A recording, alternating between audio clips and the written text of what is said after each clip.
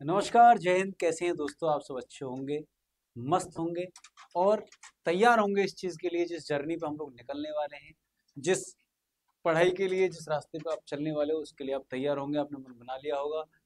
बस अपने स्वास्थ्य का ध्यान रखिए। और ये जो पहला सेशन है, आज पहली जो क्लास है, इसमें हम डिस्कस करने वाले हैं आपके साथ में कि जो दोनों बैचेस 9th और 10th के चलेंगे उसमें क्या आपके सिलेबस हैं, क्या आपके चैप्टर्स हैं और आपके लिए कौन सी बुक प्रेफरेबल रहेंगी, कैसे आपको पढ़ाई करनी है, क्या स्ट्रेटजी रहनी चाहिए। सबसे पहले क्योंकि देखिए भाई, बिना प्लानिंग के चलना मतलब आप समझ रहे हैं ना, अंधे को फॉलो करना होता है कि अंधा गुरु और अंधा चेला दोनों जाकर के कुएं में, वो वाली कहावत आपने सुनी होगी। तो बिल्कुल प्लानिंग के साथ चलना चाहिए। एक आपको ओवरव्यू होना चाहिए माइंड में। बाकी आप स्कूलों में पढ़ रहे हैं तो आपको काफी आइडिया लग गया होगा अब तक। चलिए देख लेते हैं, एक बार सिलेबस डिस्कस कर लेते हैं आपके साथ।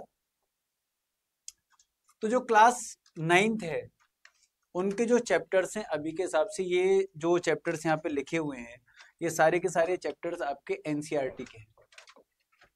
ये एनसीईआरटी पैटर्न की बात कर रहा हूँ मैं, ठीक है। आईसीएसई पैटर्न की बात नहीं है, ये एनसीईआरटी पैटर्न की बात चल रही है, यानी सीबीएसई बोर्ड की बात चल रही है, central board of secondary education.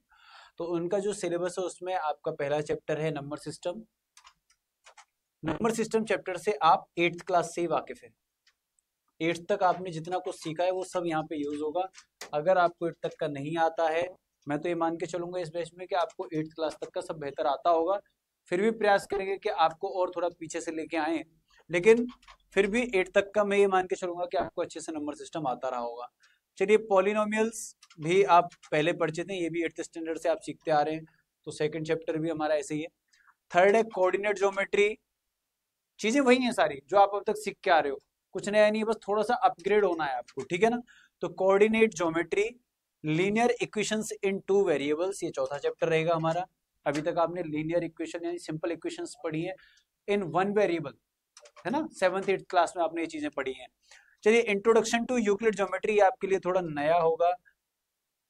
Lines and angles, ये तो आप परिचित हैं इस चैप्टर से, काफी पहले से आप ये चीजें सीख रहे हैं। आगे बात करते हैं तो 7th चैप्टर आपको ट्रायंगल्स मिलेगा। देखो यहाँ पे थोड़ा डिफरेंस है। जब आप पुरानी क्लास में पढ़ रहे थे, पिछली क्लासेस में आप जब पढ़ रहे थे, तो ट्रायंगल चैप्टर का मतलब होता था उसमें आपको पेरीमीटर निकालना है, ट्रायंगल के टाइप्स देखने हैं, एंगल के हिसाब से, साइड्स के हिसाब से, वो सारी चीजें हुआ करती थी। लेकिन यहाँ पर आपको थ्योरम्स मिलेंगे और आपको चीजें प्रूफ करनी रहेंगी। बताएंगे आपको थ्योरम्स क्या होती हैं, सारी बातें आगे डिस्कस करेंगे क्लासेस में। तो 7th चैप्टर हमारा रहेगा ट्रायंगल्स।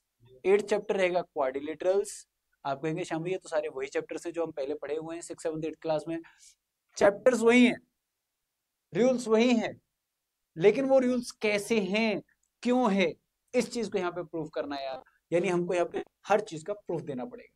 ट्रायंगल के तीनों एंगल का सम 180 डिग्री होता है, ये बात आप पहले से जानते हैं, लेकिन क्यों होता है और कैसे होता है वो चीजें यहाँ पर 9th स्टैंडर्ड में हम प्रूफ करेंगे सारी बातें। चलिए, ऐसे ही सर्किल चैप्टर रहेगा हमारा।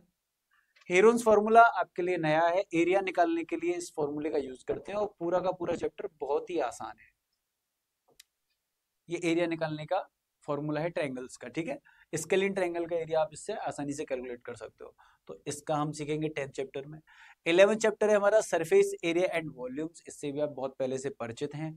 चलिए, स्टैटिक्स आप जानते हैं, मीन मोड मीडियन, इनसे तो आप पहले से खेल ही रहे हैं। इसमें प्रोबेबिलिटी का भी आपने देखा होगा 8th स्टैंडर्ड में, जो आपका एक चैप्टर है डाटा हैंडलिंग करके, ये चैप्टर उसी को कंटिन्यू करता है। तो कुल मिलाकर के हमारे पास में 9th क्लास में 12 चैप्टर्स हैं। कितने चैप्टर्स हैं प्यारे बच्चों? 12 चैप्टर्स हैं मेरे दोस्त। अब इन 12 चैप्टर्स को कैसे घुटी बना के आपको पिलाना है, ये मेरा काम है।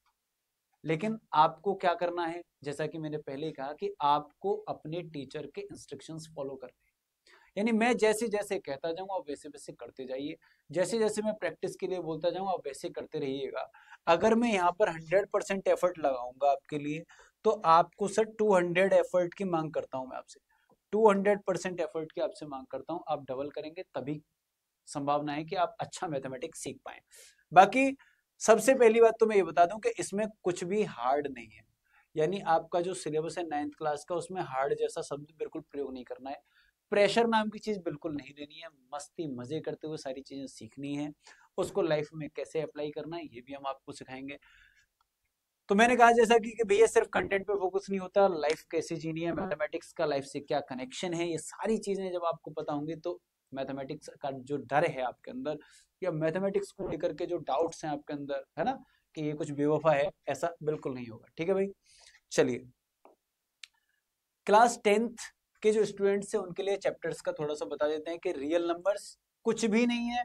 10th के जितने चैप्टर्स हैं उनमें मैक्सिमम चैप्टर्स 9th क्लास के चैप्टर्स को कंटिन्यू करते हैं। यानी अगर आपकी पकड़ 9th क्लास पे बहुत अच्छी है तो आप 10th के चैप्टर्स को बहुत अच्छे से कर सकते हैं। चलिए पहला चैप्टर है रियल नंबर। ये 9th का जो आपका नंबर सिस्टम चैप्टर है, मैं बता भी देता हूँ आपको साथ के साथ कि कौन से चैप्टर से लिंक है। तो नंबर सिस्टम जो आपका चैप्टर है वहां से लिंक करता है आपका रियल नंबर चैप्टर। ठीक है, पॉलिनोमियल चैप्टर वो आपको 9th में आपको मिल ही गया, आप समझ ही रहे हैं, जो 9th में मिला उसी को आगे कंटिन्यू किया गया है पॉलिनोमियल्स। थर्ड है pair of linear equation in two variable, ये भी 9th के वन वेरिएबल से आपको कनेक्ट करता है। क्वाड्रेटिक इक्वेशन पॉलिनोमियल से कनेक्ट करता है। अरिथमेटिक प्रोग्रेशन आपके लिए थोड़ा नया है, लेकिन रीजनिंग में मैं आपको जब बताऊंगा तो एक तरह से ये रीजनिंग को फॉलो करता है ये चैप्टर, और आप इससे अच्छे खासे परिचित भी हैं। तो जब हम शुरू करेंगे तो आप ये सारी चीजें देखेंगे, बहुत आसान है। इसको शॉर्ट में एपी भी बोलते हैं, अरिथमेटिक प्रोग्रेशन। ठीक है, ये भी बोलते हैं। अच्छा, ट्राइंगल्स चैप्टर वही 9th क्लास में जो ट्राइंगल चैप्टर था उसी को थोड़ा अपग्रेड करके 10th क्लास में कंटिन्यू किया गया है। कोऑर्डिनेट ज्योमेट्री जो 9th क्लास में आपने पढ़ी है वहां पर सिर्फ पोजीशन प्लेसिंग है, यानी पॉइंट्स को कैसे प्लेस करना है ग्राफ पेपर पे, सिर्फ उतना है। लेकिन इधर आपको थोड़ा और आगे जाके कोऑर्डिनेट ज्योमेट्री के बारे में चीजें समझाई गई हैं, बताई गई है। ठीक है, इंट्रोडक्शन टू ट्रिगोनोमेट्री ये आपके लिए थोड़ा नया रहेगा क्योंकि इसमें थीटा इंट्रोड्यूस होगा।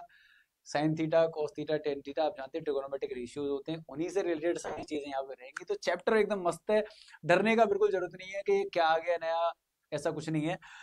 बहुत ही अच्छा, बहुत ही प्यारा चैप्टर है, आपको मजा आएगा करने में, क्योंकि ये वो चैप्टर्स हैं जो आपके ब्रेन को एक्चुअल एक्सरसाइज देते हैं। भाई मैथमेटिक्स क्या है, मैथमेटिक्स एक्चुअल में एक्सरसाइज है ब्रेन की। तो ये चैप्टर्स वो चैप्टर्स हैं जो आपको एक्चुअल एक्सरसाइज प्रोवाइड करते हैं बेटा।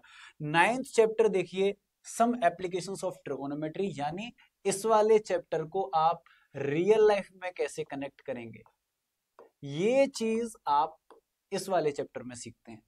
मैं क्या कह रहा हूं, मैं ये नहीं कह रहा हूं इस चैप्टर में क्वेश्चन मिलेंगे, इस चैप्टर के क्वेश्चन आपको बनाने पड़ेंगे, हार्ड होंगे, पेपर में आएंगे, पेपर को भूल जाओ अभी दिमाग से। मैं क्या कह रहा हूं, ये चैप्टर सीखने के बाद, मैं हर वर्ड में सीखना वर्ड यूज करता हूं, मैं कभी नहीं कहता पढ़ना या रटना, मैं कहता हूं सीखना।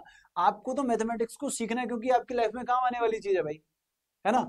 तो सम एप्लीकेशन ऑफ ट्रिगोनोमेट्री, ये रियल लाइफ में आप ट्रिगोनोमेट्री को कैसे कनेक्ट करेंगे उस चीज के लिए है। 10th चैप्टर है आपका सर्कल्स, 9th वाले सर्कल्स को अपग्रेड करके ही ये चैप्टर है, तो उसी सर्कल से कनेक्ट करता है। Area related to circles, area आपको पता है सर्कल के बारे में आपको बहुत सारी चीजें पहले से पता है, जैसे area of circle pi r square होता है। तो मेंसुरेशन की काफी चीजें आप पहले से सीखे हुए हैं, लेकिन यहाँ पे आपको सेक्टर, कॉर्ड, सेगमेंट वगैरह उनके एरिया निकालने की चीजें पूछी जाएंगी। अलग अलग तरह के डिजाइन आएंगे जो सर्कल में बने होंगे, आपने देखा है साड़ियों पर डिजाइन बने होते हैं, सर्कल होता है उसके अंदर फूल पत्तियां बनी होती हैं, उस तरीके के एरिया निकालने के लिए आएंगे, बड़ा मजा आएगा भाई। मुझे लगता है बहुत ही प्यारा चैप्टर है, बहुत आनंद आने वाला है इस चैप्टर को करने में।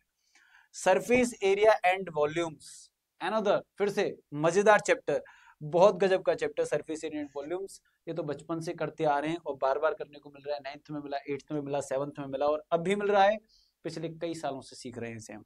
स्टैटिक्स बहुत ही गजब की चीज, मीन मोड मीडियन, इससे आप खेलते आ रहे हैं 8th क्लास से ही, बल्कि पहले से खेलते आ रहे हैं। टैली मार्क्स, उससे पहले पिक्टोग्राफ वगैरह वगैरह, क्या क्या नहीं हमने किया इस चैप्टर के लिए।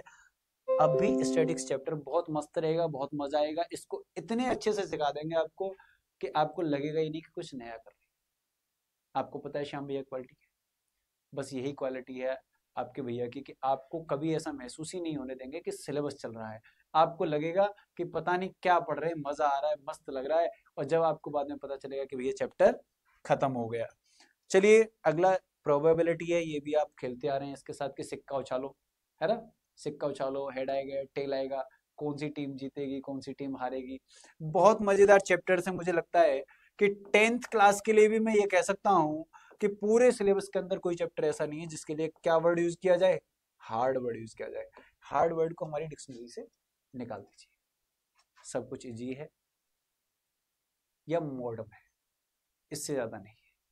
चीजें सीखनी है, मजा लेना है चीजों का। क्वेश्चन, चलिए आपसे अब कुछ बातें कर लेते हैं कि जो हमारे लिए जो क्वेश्चंस हैं, ये बात मैं हमेशा से कहता हूं कि जो मैथमेटिक्स के क्वेश्चंस हैं ना, they are like puzzle, they are like puzzles. आपको पता है कि ये एक पजल्स की तरह है। पजल सॉल्व करने में मजा आता है।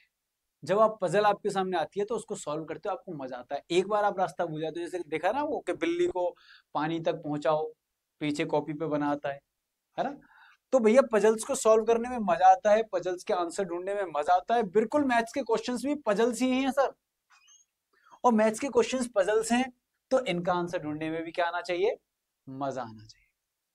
इसको दिमाग पे प्रेशर नहीं लेना है कि यार मेरे को आंसर नहीं आ रहा, मेरे को फॉर्मूला नहीं ये हो रहा, वो नहीं हो रहा, ये नहीं हो रहा। भाई जिस तरीके से पूरे मजे लेके आप पजल सॉल्व करते हो, बिल्कुल उसी तरीके से आपको क्या करना है, मैथ्स के क्वेश्चंस को सॉल्व करना है। बहुत मजा आएगा। आप देखिए, सबसे पहले तो दिमाग में ये चीज डालना जरूरी है कि मैथमेटिक्स कोई सब्जेक्ट नहीं, एक गेम है। इसमें लेवल्स और सबके लेवल निकलेंगे, है ना। तो इसमें लेवल्स होते हैं, बहुत अच्छे अच्छे लेवल मिलेंगे। आप मुझे बस एक बात बता दो, आपके लिए एक गेम में डिजाइन करके दूं, और अगर उसमें एक ही लेवल हो, ओनली वन लेवल हो, उसके बाद में उसमें टफेस्ट लेवल ना हो, यानी आगे के लेवल ही ना हो, तो क्या आपको ये गेम खेलने में मजा आएगा? आप कहोगे शाम भैया बिल्कुल मजा नहीं आएगा, क्योंकि एक लेवल है और वो लेवल जब मेरा खत्म हो जाएगा तो उसके बाद में मेरे पास लेवल ही नहीं है, गेम खत्म हो गया सर, मजा नहीं आएगा। मजा तब आता है जब एक लेवल क्रॉस करते हैं तो दूसरा मिलता है, दूसरा करते हैं तो तीसरा मिलता है, यानी आपको लेवल्स आगे बढ़ते हुए मिलते चले जाते हैं, तब आपको मजा आता है। तो मैथ्स आपको इस चीज को देता है भाई। तो मैथ्स में क्वेश्चन कठिन है, कठिन है, कठिन है, ऐसा रोना नहीं है। मैथ्स में मैं आपको बड़े सिंपल तरीके से स्टेप बाय स्टेप चढ़ा के ले जाऊंगा। पहले सिंपलर क्वेश्चंस, फिर हार्डर, फिर हार्डर, यानी हम लेवल बाय लेवल गेम खेलेंगे। मैथमेटिक्स को गेम बना देंगे, आपको मजा आएगा, आप सीखेंगे भी, सिलेबस भी कंप्लीट होगा इसी के साथ। ये आपका सिलेबस डिस्कशन था। अब मैं आपसे बात कर लेता हूँ कि कौन सी बुक्स आपके लिए प्रेफरेबल है, कौन सी किताबें हैं जो आपको पढ़नी चाहिए 9th और 10th के स्टूडेंट्स को। देखिए, एक बड़ा प्रचलन चल गया है टीचर्स के बीच में ये कहने का, जैसे कहते हैं ना कि यार मेरी हिंदी अच्छी नहीं है, ऐसा बोल करके लोग अपने आप को बड़ा कूल दिखाते हैं। बिल्कुल वैसा ही एक पैटर्न चल गया बेटा बाजार के अंदर। क्या चल गया मार्केट में कि एनसीईआरटी बुक जो है वो अच्छी नहीं है। ये बड़ा पैटर्न चला है अभी कि एनसीईआरटी की मैथ्स की बुक अच्छी नहीं है, बाकी आप फिजिक्स का या साइंस का एनसीईआरटी करोगे तो बहुत अच्छा है, लेकिन मैथ्स का एनसीईआरटी का लेवल नहीं है। क्या बोला जाता है कि मैथ्स का एनसीईआरटी का लेवल नहीं है, लेकिन ये कंफ्यूजन मैं आज आपके दिमाग से दूर करना चाहता हूँ। सबसे बेस्ट किताब अगर कोई हो सकती है मैथ्स सीखने के लिए तो वो एनसीईआरटी ही है। इसलिए हम अपने सिलेबस में सबसे पहले एनसीईआरटी को ही खत्म करेंगे। एनसीईआरटी का लेवल लो क्यों लगता है लोगों को? एनसीईआरटी का लेवल लो इसलिए लगता है लोगों को क्योंकि एनसीईआरटी क्वेश्चन सॉल्व करने के लिए नहीं होती, बल्कि माइंड को डेवलप करने के लिए होती है, थिंकिंग स्किल्स डेवलप करने के लिए बनाएगी। आप मुझे एक बात बताइए सिंपल सी, कि एक बुक आज मैं लिखता हूं, आपके श्याम भैया ने एक मैथ की बुक लिख दी सर, लिख दी मैंने एक बुक, और मैंने कहा ये बुक सबसे अच्छी है, मैंने अकेले ने एक बुक लिख दी, आई एम द राइटर। और एक एनसीईआरटी की बुक है। अब देखिए डिफरेंस, देखिएगा मैं डिफरेंस बता रहा हूं आपको, आज आपको ये कंफ्यूजन बिल्कुल क्लियर कर दूंगा। बुक जो एक ही राइटर ने लिखी है, बुक जिसमें पूरी की पूरी एक टीम बैठती है। कभी आपने शायद एनसीईआरटी खोल के नहीं देखी होगी। मेरे पास में यहाँ पे एनसीईआरटी रखी है। आप जब खोलेंगे पहला पेज आपको फॉरवर्ड का मिलेगा, उसके बाद में आप देखिए टेक्स्ट बुक डेवलपमेंट कमेटी, अगर कैमरे पे आ रही हो भैया, देखना आ रही है क्या कैमरे पे? टेक्स्ट बुक डेवलपमेंट कमेटी ये पेज है, आप देख लीजिएगा। टेक्स्ट बुक डेवलपमेंट कमेटी करके है, इसमें आप जब देखेंगे तो इतने सारे लोगों के नाम मिलेंगे, मैथ्स के रिटायर्ड प्रोफेसर्स, इग्नू के प्रोफेसर्स, लखनऊ यूनिवर्सिटी के मैथ्स के प्रोफेसर्स, और सबसे बड़ी बात साइकोलॉजिस्ट हैं इसके अंदर। आप बताइए, एक आदमी जिसने किताब लिखी है वो अच्छी किताब लिख पाएगा, या पूरी की पूरी जो कमेटी है उसके अंदर साइकोलॉजिस्ट भी बैठे हैं, मैथमेटिशियंस भी बैठे हैं, बड़े बड़े मैथ्स के प्रोफेसर बैठे हैं, दिल्ली यूनिवर्सिटी के बैठे हैं, जेएनयू के बैठे हैं, बनारस हिंदू यूनिवर्सिटी के बैठे हैं, इतने सारे लोग बैठे हुए हैं, कौन सी किताब बेटर होगी भाई? क्या इस किताब को मैं अच्छी बता करके ये कह दूं कि इसमें जितनी कमेटी बैठी है, जितने लोग इसमें बैठे हैं वो सब मूर्ख हैं, उन्होंने ये किताब, इसका कोई लेवल नहीं है, उनको नहीं पता कि इन किताब का कोई लेवल नहीं है, एनसीईआरटी चल रही है भाई सीबीएसई बोर्ड के अंदर, इसका लेवल है। ये किताब साइकोलॉजी के हिसाब से बनाई गई है स्टूडेंट्स के, और इस किताब का लेवल है एनसीईआरटी। पहले हम सॉल्व करेंगे, लेकिन एनसीईआरटी को पढ़ाने का तरीका अलग होना चाहिए। एजुकेटर को नहीं समझ में आता कि एनसीईआरटी को कैसे पेश करो, वो कहता है ये आसान है। मैं कह रहा हूँ एनसीईआरटी में वो सब कुछ है जो आरडी शर्मा में है, जो किसी और बुक में है, आर.एस. अग्रवाल में, वो सब कुछ एनसीईआरटी में आपको मिल जाएगा। तो एनसीईआरटी बुक को हम प्रेफर करेंगे सबसे पहले, तो आपको एनसीईआरटी करनी है। जो सीबीएसई बोर्ड में लोग हैं, आईसीएसई वालों का सिलेबस अलग होता है, तो उनकी बुक्स भी अलग रहेंगी। तो मैं कोशिश करूंगा कि सीबीएसई बोर्ड के साथ जो आईसीएसई के चैप्टर्स हैं कुछ, उनको भी यहाँ पे कवर कर लें, जिससे आईसीएसई वालों का भी फायदा हो जाए। तो एनसीईआरटी बुक मेन है, उसके बाद में आप कोई भी रेफरेंस बुक करिए। मैं कह रहा हूँ आर.डी. शर्मा करिए, आर.एस. अग्रवाल करिए, कोई भी बुक करिए भाई, मेरे कोई रिश्तेदार तो लग नहीं रहे कोई भी। आपको प्रैक्टिस करनी है, प्रैक्टिस के लिए आर.डी. शर्मा लीजिए, आर.एस. अग्रवाल लीजिए, ममता बत्रा लीजिए, इतनी सारी मार्केट में किताबें हैं, आप कोई भी किताब उठा लीजिए। किताब नहीं आपको सिखाती, आप सीखते हैं एजुकेटर से और अपनी मेहनत से, सेल्फ स्टडी से। आपको अगर कंसेप्ट क्लियर हो गया तो सारी किताबें बेटर हैं, अगर कॉन्सेप्ट ही क्लियर नहीं है तो आप दुनिया के कितने टीचरों के नोट ले लीजिए, इतने सारे मार्केट में आज चल रहे हैं, कोचिंग चल रही है, सब कुछ है, आप किसी का नोट्स उठा लीजिए भैया, अगर आपके कंसेप्ट क्लियर नहीं है तो सब बेकार है। तो बुक्स की तो ये बात हो गई। आप मैथमेटिक्स के लिए सबसे पहले एनसीईआरटी प्रेफर करेंगे, उसके बाद में कोई भी आप करते रहेंगे बुक, ठीक है। बस इतनी ही बात इस सेशन में मेरे को आपसे डिस्कस करनी थी। आपको पता है रेशनलाइजेशन हो गया, हम जब पढ़ते थे उस समय कंटेंट बहुत ज्यादा था, अभी रेशनलाइज हो गया एनईपी 2020 के हिसाब से लोगों ने, तो इसमें काफी सिलेबस काट दिया है। जो अभी जो आपका सिलेबस है उसमें काफी कंटेंट कट गया है।